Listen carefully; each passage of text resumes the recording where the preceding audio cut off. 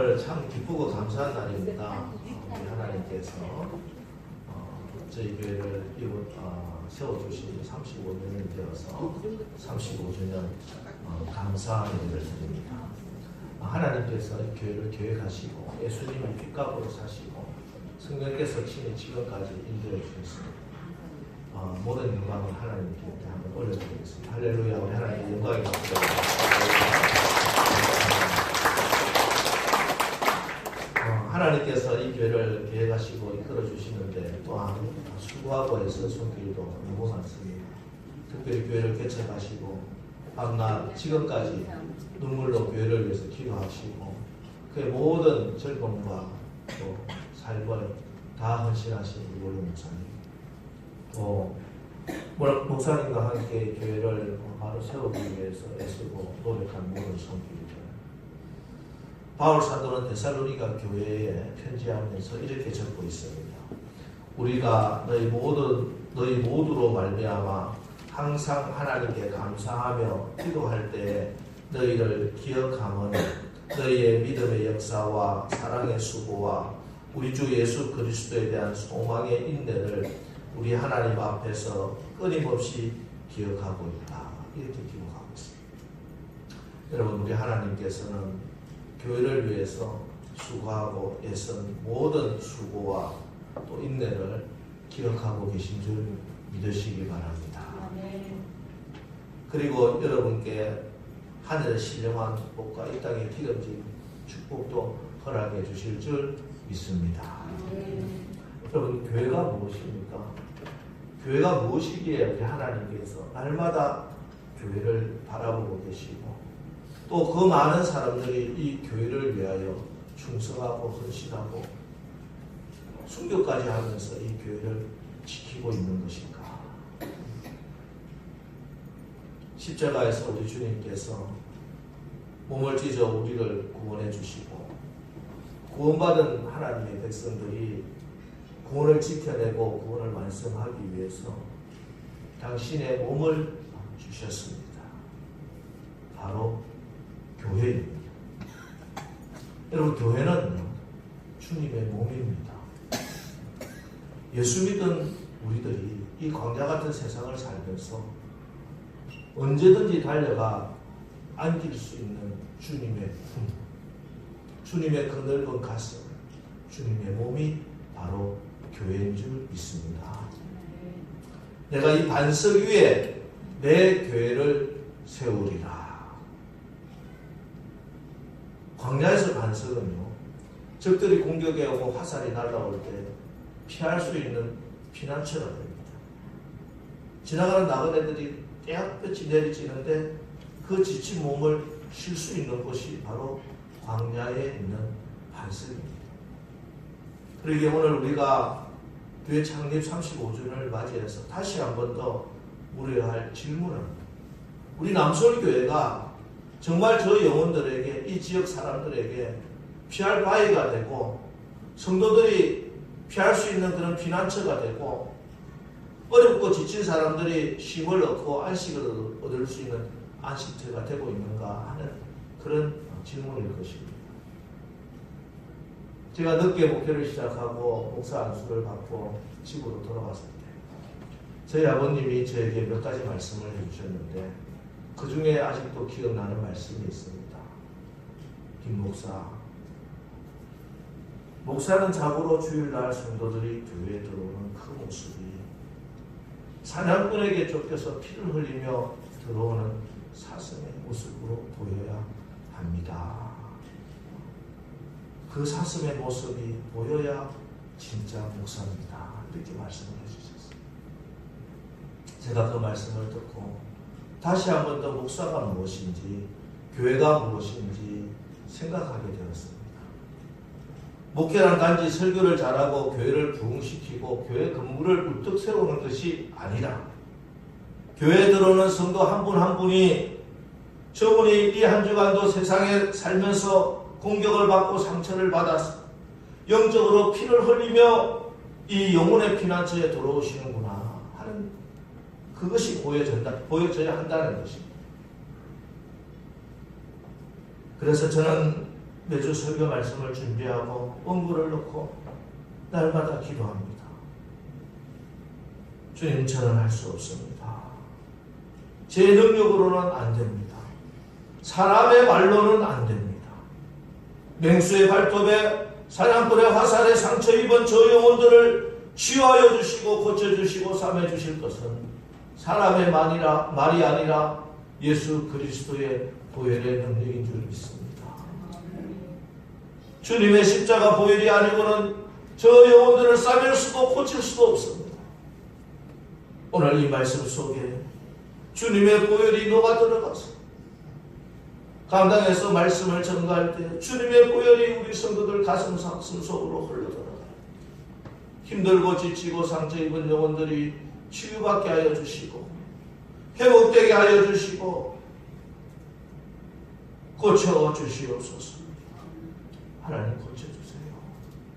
하나님 살려주세요. 하나님 세임을 주세요. 이렇게 기도하고 간단했습니다.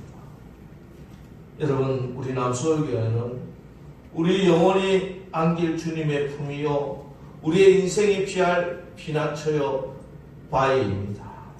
여러분, 교회 나올 때마다, 교회에서 예배 드릴 때마다, 부족한 종이 말씀을 증거할 때마다 주님의 보혈이 여러분들의 마음속에, 여러분들의 가정에, 여러분의 삶의 현장에 흘러들어가서 모든 것이 치유되고 회복되고 세임을 얻는 역사가 날마다 일어나는 우리 남설교회 되시기를 주님의 이름으로 축원합니다. 오늘 본문은 역대기서입니다. 역대기서를 우리가 성경 공독을 하면서 읽을 때마다 느끼는 것이, 아니 왜 성경을, 똑같은 성경을 이렇게 같이 적어놨을까? 역대기서에 나오는 내용은 사무엘서나 열왕기서에 나오는 내용과 중복되는 내용이 굉장히 많죠. 그래서 왜 성경이 페이지도 부족한데 이렇게 많이, 또 내용도 왕 이름도 많이 나오고 하는데 이 내용을 왜 적었을까? 이렇게 생각을 합니다. 그러나 역대기서와 사무엘서, 열왕기서는 또 다른 성경입니다. 하나님이 우리에게 주시는 여러 가지 메시지가 있는데 그 메시지가 역대기서와 사무엘서, 열왕기서와는 또 다른 메시지를 우리에게 주시고자 한다는 것이죠. 그것은 이 성경이 주어진 그 배경과 성경을 받아보는 1차 독자가 다르기 때문에 그렇습니다. 사무엘서나 열왕기서는 이스라엘 백성들이 나라를 잃어버리고 바벨론으로 포로로 끌려갔을 때 적게 되는 성경입니다. 그러니까 여기서 주님께서 말씀하시는 것은 너희가 하나님의 선민이라고 하는 이스라엘 백성이 왜 나라가 망하고 너희들이 포로로 끌려오게 되어 있는가? 왜 망하게 되었는가 하는 그 답을 주시고자 하는 것입니다. 그래서 이런 성경 말씀들을 통해서 우리가 망하지 않고, 우리가 패배하지 않고, 죄에 넘어지지 않고 우리의 주신 축복을 지켜나가기 위해서는 어떻게 살아야 하는가 하는 그런 하나님의 말씀을 받게 되는 것입니다. 반면에 역대기서는 유대인들이 70년 포로 생활을 다 마치고 끝나고 유대 땅으로 돌아왔을 때 쓰여졌던 책입니다. 바벨론의 나라가 망하고 70년이 지납니다. 그 사이에 바벨론이라고 하는 나라도 망하게 되고 고대 등동 메소포타미아 지역에 새로운 나라 바사 제국, 즉 페르시아 제국이 세워지게 됩니다. 이 페르시아 제국이 세워지고 왕이 나타났는데 그 왕이 고레스 왕입니다. 그 고레스 왕이 어느 날 칙령을 내립니다. 포로로 끌려와 있는 여러 민족들, 특히 유대인들은 다 예루살렘으로 돌아가서 너희들의 성전도 세우고 성벽도 새로 건축하고 그렇게 하라 명령이 내립니다. 그래서 이스라엘 백성들이 3차에 걸쳐서 고국 예루살렘으로 다시 돌아오게 되죠. 그런데 유대인들이 다시 고국으로 돌아와서 보니 유대 땅은 완전히 폐허가 되어 있습니다. 우리가 6.25 전쟁하고 나서 나라가 폐허가 되었잖아요. 근데 이스라엘은 70년 동안 폐허가 되어 있던 나라예요. 정말 돌 위에 돌 하나도 아무것도 남지 않고 정말 성벽에 여호만 올라가도 무너질 정도로 그렇게 완전히 무너진 그런 땅이 되었습니다. 그곳에서 다시 성벽을 쌓고 성전을 건축해야 되는 그런 때가 된 것입니다. 그런데 포로에서 돌아온 사람이 무슨 힘이 있고 무슨 돈이 있어서 그곳에 성전을 다시 세우고 성벽을 다시 수축할 수 있을까요? 그때 주신 말씀이 바로 이 역대기 말씀. 그래서 사무엘서와 열왕기서는 역사에서 패망의 이유를 찾고 또 다시 무너지지 않기 위해서, 망하지 않기 위해서 어떻게 살아야 하는가를 말씀하고 있다면, 역대기서 말씀을 통해서는 우리가 다시 일어나야 할 희망의 근거를, 희망의 이유를 찾아야 하는 것이 바로 역대기서의 말씀입니다. 오늘 이 역대기 말씀을 통해서 실패했던 자리에서 다시 일어나고 무너진 삶의 터전이 다시 세워지고 믿음의 자리를 재건하는 희망과 소망의 근거를, 그 이유를, 그 능력을 여러분들 다 받으시기를 주님의 이름으로 축원합니다. 그럼 이스라엘이 어디서부터 다시 일어서야 소망의 이유, 그 능력을 받을 수 있는가? 그것은 하나님의 언약의 말씀입니다. 늘 그렇습니다. 우리가 일어설 수 있는 근거, 터전이 되는 것은 하나님의 말씀입니다. 하나님의 말씀을 받고 그 말씀 붙들고 일어설 수 있는 것입니다. 근데 특별히 오늘 성전을 다시 재건해야 되고 다시 성벽을 쌓아야 되고 완전히 무너진 곳에서 다시 일어서기 위해서 하나님께서 주신 언약의 말씀은 다윗에게 주신 언약의 말씀. 다윗에게 주신. 이스라엘 백성들이 나라가 망하고 다시 나라를 세워야 되고 성벽을 세워야 되는데 다시 붙들어야 할 말씀이 바로 다윗에게 약속하신 그 언약의 약속의 말씀이더라. 그래서 역대기서를 보면요, 다른 왕들이 중요하지 않습니다. 다윗도 아니에요. 오직 다윗도 아니에요. 다윗의 이야기만 주구장창 나오고 있습니다. 특별히 다윗의 이야기 중에서도 다윗이 성전을 짓기 위해서 준비한 그 내용이 주요 내용이란 말이에요. 다윗의 이야기하면 우리가 생각나는 것이 뭡니까? 골리앗을 무너뜨린 이야기, 또 바세바의 간음을 통해서 또 쫓겨났던 이야기, 광야에 사울에게 쫓겼던 이야기, 뭐 여러 이야기가 얼마나 많은지 몰라요. 근데 역대기에서는 그런 이야기 하나도 없습니다. 역대기에 나오는 다윗은 오직 하나님이 약속하신 그 성전을 세우기 위해서 준비하고 애쓰는 그런 이야기입니다. 솔로몬의 이야기도 마찬가지입니다. 솔로몬의 이야기도 얼마나 많습니까? 그런데 역대기에 나오는 솔로몬은 오직 성전을 건축하는 그 이야기가 전부, 역대기 하 1장부터 9절까지 솔로몬의 이야기는 다 성전 건축 이야기입니다. 역대기 전체를 봐도 다 마찬가지입니다. 역대기서를 보면요, 500년 동안의 역사를 기록한 책이거든요. 그 500년 동안 이스라엘과 유다에 얼마나 많은 일들이 있었겠습니까? 그런데 역대기서의 38%, 약 40%가 성전 건축을 위해서 준비하고 성전을 건축하는 이야기가 한 40% 된단 말이에요. 무슨 이야기입니까? 나라가 무너지고, 가정이 무너지고, 내 가족들이 뿔뿔이 흩어지고, 몸이 발려 도로로 끌려가고, 그런 상황에서 어떻게, 어디에서부터 우리의 회복이 일어날 수 있는가? 바로 성전을 세우는 일에서부터 회복이 시작된다는 것입니다. 성전을 세우는 것, 그것이 무너졌던 것을 다시 세우고 잃어버렸던 축복과 영광을 회복하는 첫걸음이라는 것입니다. 그렇습니다. 우리가 실패의 자리에서, 무너진 자리에서 다시 일어서려면 우리 가정이 다시 회복되고 우리 경제가 다시 부흥하기 위해서는 소망의 목적이 필요합니다. 왜 우리가 다시 일어서야 되는가? 왜 우리 가정이 다시 회복되어야 되는가? 그 목적이 무엇인가? 그것은 바로 하나님의 성전을 세우기 위해서 회복되어야 된다는 것을 여러분 분명히 믿으시기 바랍니다. 그래서 우리의 삶의 목적에 내 마음에 하나님의 성전을 세우는 것, 그래야 우리 마음이 다시 일어설 수 있어요. 여러분의 가정에 하나님의 성전이 바로 세워져야 다윗에게 약속하고 솔로몬에게 약속하신 그 축복이 다시 회복될 수 있는 것입니다. 내 마음에서부터 우리 몸에, 우리 가정에, 우리 교회에 성전이 바르게 세워지게 될 때 우리의 몸도 마음도 가정도 교회도 이 나라도 다시 일어서고 회복되는 역사가 일어나는 줄 분명하게 여러분 믿으시기를 축원합니다. 그러면 어떻게 하는 것이 성전을 세우는 것인가? 성전을 바로 세운다는 것이 무엇인가? 100억, 200억 들어가서 화려한 그런 건물을 짓는 것이 성전을 세우는 것입니까? 그렇게 성전을 세우고 많은 사람들이 다 무너지고 말았어요. 성전은 그렇게 세우는 것이 아니다. 성전을 세운다는 것이 무엇인가? 오늘 그 해답을 바로 성전을 세우는 첫 발걸음, 바로 성전의 틀을 잡는 그 이야기에서 우리가 찾게 되기를 주님의 이름으로 축원합니다. 역대기 3장은 이제 아버지 다윗이 준비했던 그 모든 것을 가지고 솔로몬이 성전을 세우는 첫 발걸음, 바로 성전 건축에서 가장 중요한 성전 틀을 찾는 것이, 어디에다 성전을 세울 것인가, 어디에 성전을 지을 것인가, 너무나 중요한 문제이죠. 그러다가 틀을 잡았습니다. 그게 오늘 1절 말씀입니다. 1절 말씀 다 같이 한번 다시 읽겠습니다. 시작. 솔로몬이 예루살렘 모리아 산에 여호와의 전 건축하기를 시작하니 그곳은 전에 여호와께서 그의 아버지 다윗에게 나타나신 곳이요 여부수 사람 오르난의 타작마당에 다윗이 정한 곳이라. 오늘 솔로몬이 이제 성전의 틀을 잡았는데 그것이 모리아 산이라는 곳이에요. 그런데 그 모리아 산이라는 곳이 바로 오르난의 타작마당이다.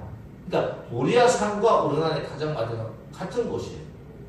그런데 왜 성경이 모리아 산인데 그게 오르난의 타작마당인가, 마당이라 이렇게 설명을 하냐면은 바로 성전의 정신이 모리아 산의 정신과 오르난의 타작마당의 정신 위에 성전의 기둥이 세워져야 한다. 그 말씀입니다. 여러분들의 마음의 성전을 세울 때도 마찬가지. 우리 남서울교회가 여러 성도들과 함께 주님의 몸된 교회를 세워나갈 때도 마찬가지입니다.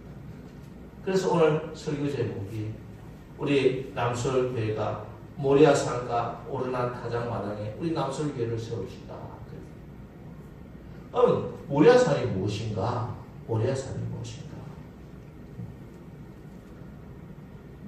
모리아산은요, 창세기 22장에 나오는 말씀입니다. 아브라함이 100세 아들을 낳고 이제 아들이 잘 자라서 청소년이 되고 청년이 되었습니다. 근데 어느 날 하나님께서 아브라함에게 나타나서 말씀합니다.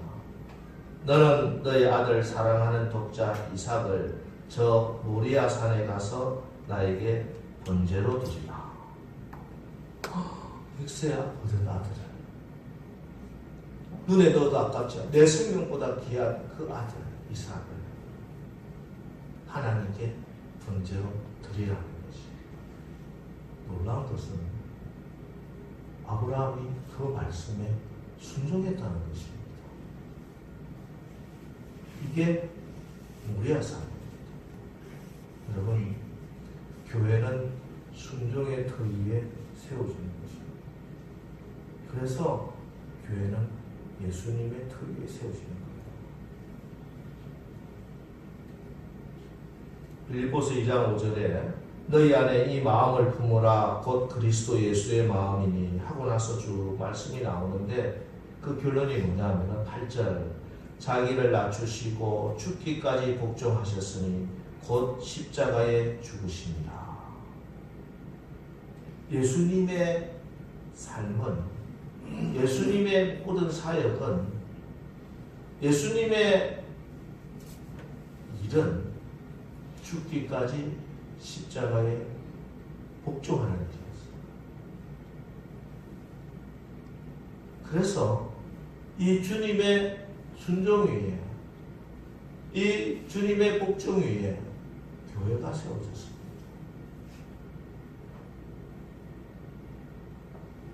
이 절대 순종의 교회에서 그래서 저와 여러분이 우리를 도둑질하고 죽이고 멸망시키려는 사단 마귀의 손아귀에서 벗어나 하늘과 땅의 모든 권세를 가진 예수 이름의 권세로 당당히 승리하게 되는 것입니다. 이 죽기까지 절대 복종하신, 죽기까지 순종하신 그 순종의 터 위에 성전이 세워지고 이 성전에서 우리가 하나님의 백성으로 살아가게 되는 것입니다. 그래서 우리의 마음도, 우리 남서울교회도 바른 성전을 세우기 위해서는 순종의 터전 위에 성전이 세워져야 된다. 여러분, 우리가 하나님의 말씀에 순종할 때 죽을 운명인 우리들이 살아가게 되는 줄 믿으시기 바랍니다. 순종할 때 죽을 수밖에 없는 가정이 다시 회복되는 줄 믿으시기 바랍니다. 순종할 때 여러분의 자녀들이 살아나게 되는 줄 분명히 믿으시기 바랍니다. 우리가 순종할 때 여러분의 기업이 살아나고 이 지역이 살아나고 우리 나라가 살아나는 역사가 일어나게 되는 줄 분명히 믿으시기 바랍니다. 죽기까지 순종하신 예수님 때문에 생명의 역사가 일어났던 것처럼 우리가 이 교회를 세워나가는데 순종의 터 위에 세워질 때 우리의 삶 속에 죽음의 역사가 물러가고 생명과 부활의 역사가 일어나게 되는 줄 분명히 믿으시고 여러분 마음과 가정과 이 교회가 순종의 터 위에 굳건히 세워지시기를 주님의 이름으로 축원합니다. 다음으로 성전은요 오르난 타작마당에 세워졌습니다. 오르난 타작마당은 역대상 21장에 나오는 이야기입니다. 다윗의 이야기입니다. 나라가 부강해졌습니다. 다윗은 마음이 든든해졌어요. 그래서 어느 날 인구조사, 구체적으로는 군인으로 나올 수 있는 사람이 청년들이 몇 명이나 됩니까? 그걸 조사를 합니다. 하나님이 진노하십니다. 여러분 왕이 인구조사하는 게 뭐 큰 죄인가? 아니 뭐 그걸 가지고 하나님이 째째하게 화를 내고 그러시나 이렇게 생각하는데 이것은 가장 근본적인 죄. 다윗이 뭐 여러 가지 실수도 많고 또 성경에 기록하지 많은 실수도 얼마나 많겠습니까? 그런데 하나님이 가장 진노하시는 일이 바로 이 인구조사, 군인의 국력, 국방력을 체크하는 일입니다. 왜 그럴까요? 이스라엘 왕은 늘 하나님을 의지하고 싸우고 전쟁을 해요. 오늘 주일학교에 설교가 다윗이 전쟁에 나갈 때마다 하나님께 여쭤봅니다. 하나님, 이번 전쟁에 나갈까요? 나가지 말까요? 나가라. 이번 전쟁은 어떻게 해야 될까요? 블레셋 군인이 몇 명이고 우리 군인은 몇 명이라서 우리가 이길 수 있을까 없을까 계산하는 것이 아니라 하나님께 기도하는 거예요. 하나님, 이 전쟁에 제가 나가야 됩니까? 하나님, 이 전쟁은 어떻게 해야 됩니까? 하나님, 이 전쟁은 어디로 가서 해야 됩니까?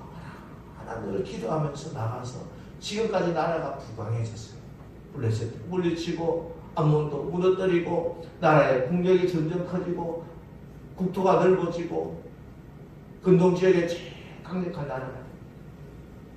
그런데 나라가 커지고 나니까 돈이 생기고 힘이 생기고 나니까 이제 하나님 없이도 내가 살 수 있겠구나 하는 마음이 자기도 모르게 들어온 거예요. 그래서 내 힘이 얼마나 되나 한번 체크해보자. 군인수를 재봐라. 하나님이 하나님의 곁을 떠나는 거예요. 다윗이.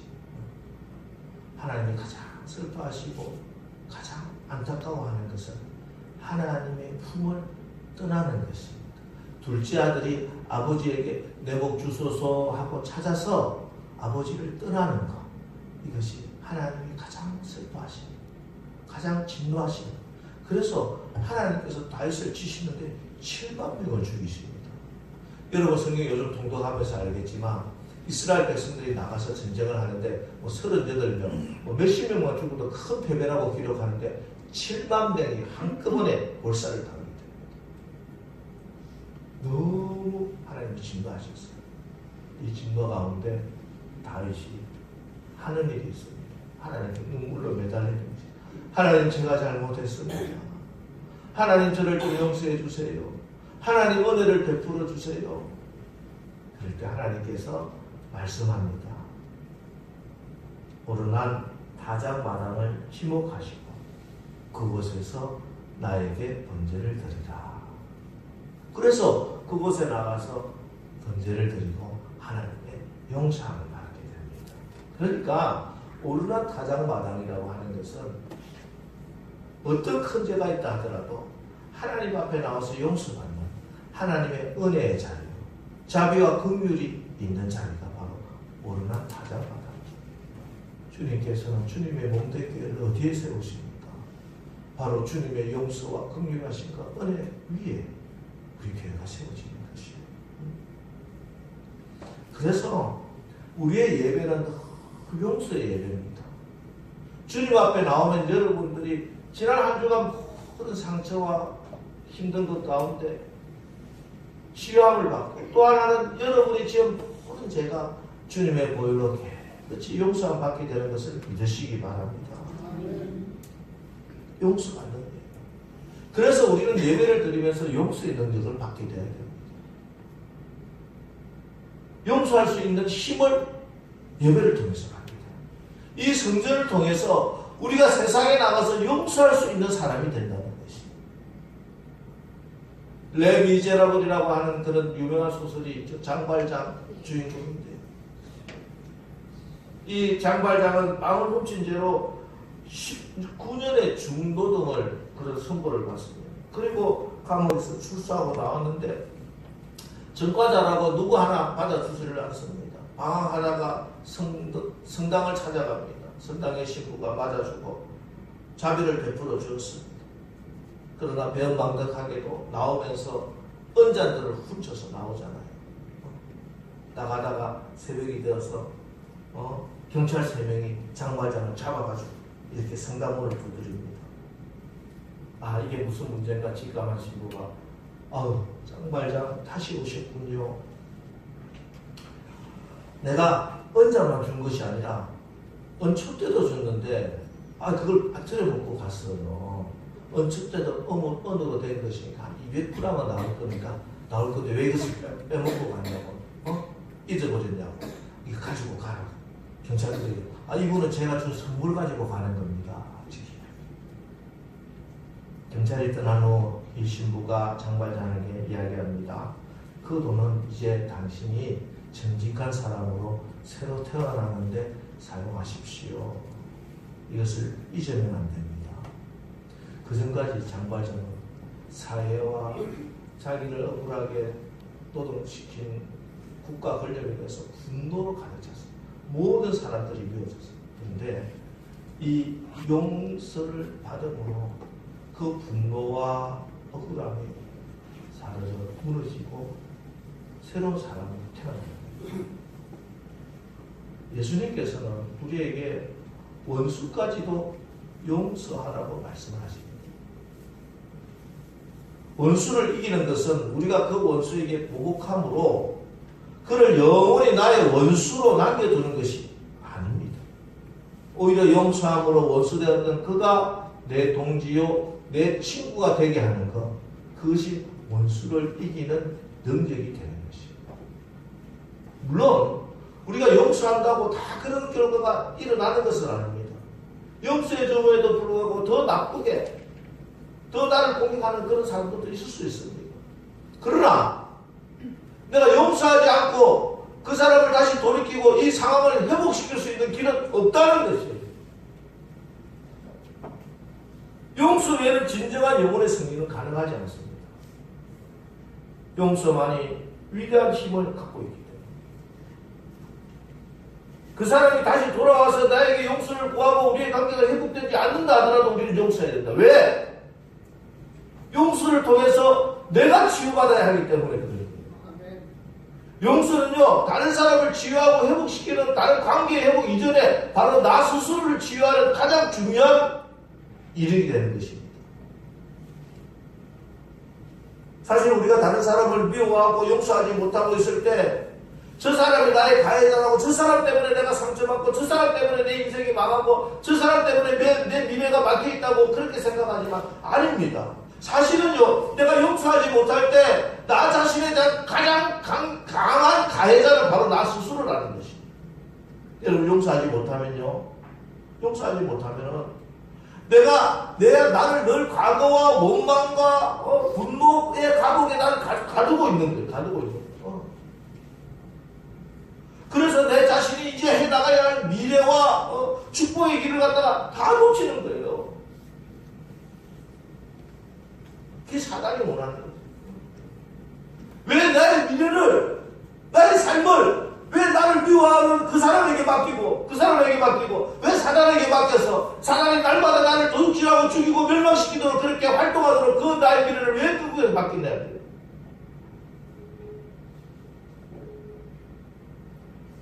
여러분 용서할 수 있으면 용서하십시오.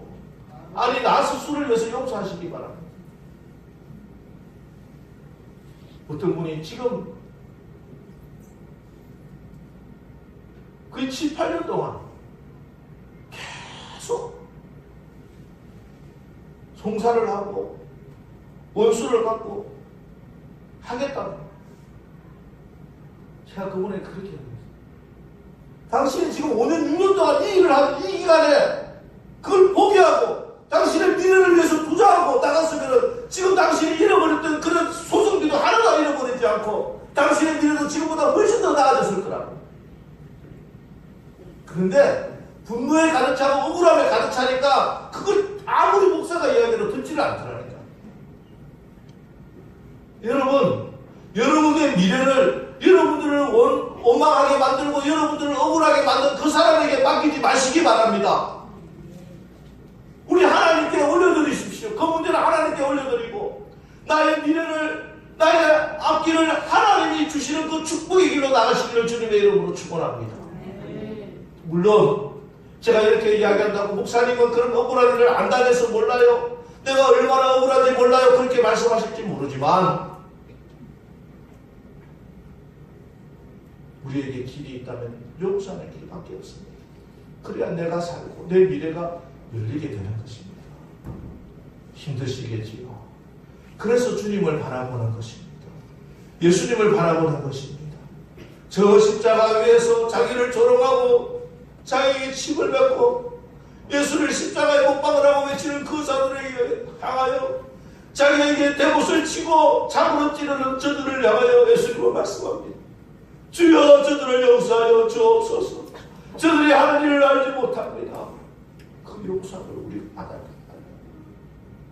내가 주님을 바라볼 때, 그 십자가의 예수님을 바라볼 때 우리가 용서할 수 없는 힘을 얻게 되는 줄 믿으시기 바랍니다. 용서가 안 될 때 그 용서 안 되는 그 사람을 생각하고 그 사람을 묵상하지 마시고 용서가 안 될 때일수록 더 주님을 묵상하고 주님을 바라보시기 바랍니다. 그래서 용서함으로 여러분들이 치유받고 여러분의 미래가 열리고 하나님이 주신 그 축복의 길을 다시 회복하는 우리 모두 다 되시기를 주님의 이름으로 축원합니다. 여러분 오늘 기쁘고 참 좋은 날입니다. 교회를 세워주신 날, 하나님께서 가장 사랑하는 교회, 사랑하는 주님의 자녀들을 축복하시고 지켜주시고 구원해주시고자 교회를 세워주셨습니다. 주님의 몸된 교회에 나온 여러분 순종의 자리로 나오시기 바랍니다. 주님의 말씀에 순종할 때 하나님이 예비하신 복을 받게 되는 줄 믿으시기 바랍니다. 그리고 용서하시기 바랍니다. 우리가 용서할 때 나의 아픔이 치유함을 받고 나의 미래가 열리게 될 것입니다. 이제 우리가 모리아산의 터전, 오르나 타작마당의 터전 위에 우리의 마음의 성전, 내 가정의 성전, 우리 남설교회를 세우게 해달라고 이제 오늘 말씀을 붙들고 한 2분 동안만 함께 기도하겠습니다. 하나님, 내가 순종하는 믿음이 되게 하시고 용서하는 우리가 되게 하여 주옵소서. 오늘 말씀 붙들고 우리 함께 한 2분 동안 입술을 열어서